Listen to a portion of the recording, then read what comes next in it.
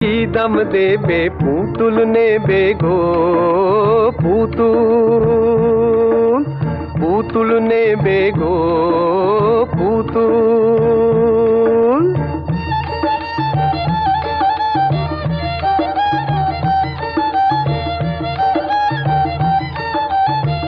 বাংলাদেশের সেই এক ছেলে বিবেকানন্দ স্বামী কাঁপিয়েছিলেন দুনিয়াটাকে, তারেও এনেছি আমি। এ সুযোগ পাবে না আর, বলো ভাই কি দাম দেবে পুতুল নেবে গো পুতুল,